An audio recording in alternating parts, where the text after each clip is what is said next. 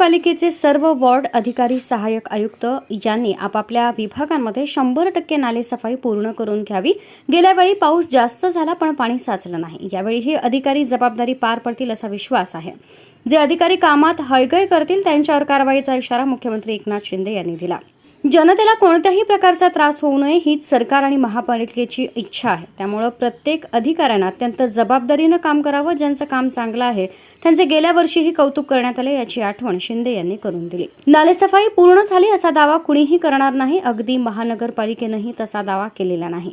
नाल्याचा hard base लागेपर्यंत गाळाचा उपसा करण्यात यावा आणि नाल्याचे मुख रुंद करावे जेणेकरून नाल्याची वाहन क्षमता वाढेल असंही शिंदे म्हणाले। दरड प्रवण भागात जाळी बसवून दरड अपघात रोखण्याचा प्रयत्न केला जाणार आहे। एखादी दुर्घटना घडल्यास बाधितांना संक्रमण शिबिरात तात्पुरता निवारा उपलब्ध करून देण्यात येणार आहे अशी माहिती देखील शिंदे यांनी पत्रकार परिषदेमध्ये बोलताना दिली। मेन शेवटचं जे तोंड आहे तिथे देखील होल्डिंग पॉन्ड प्रमाणे जर आपण मोठ्या प्रमाणावर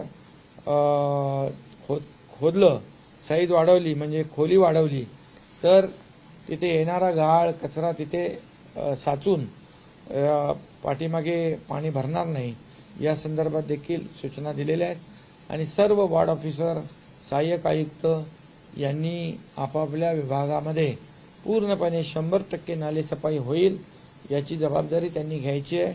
मागच्या वेळेस देखील मी म्हणालो जे चांगलं काम करतील त्यांना खरंच आपण गेल्या वेळेस देखील पाऊस भरपूर झाला परंतु पाणी साचण्याचे प्रकार कमी झाले।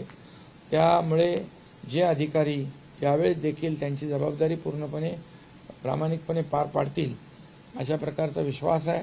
आणि जे काही कामामध्ये हयगय करतील त्यांच्यावर देखील कारवाई होईल। कारण शेवटी लोकांना त्रास होऊ नये हा उद्देश राज्य सरकारचा आणि महापालिकेचा, पोलीस यंत्रणेचा आणि संबंधित सगळ्यांचा, म्हणून अतिशय महत्त्वाची बैठक आज आपण घेतली होती।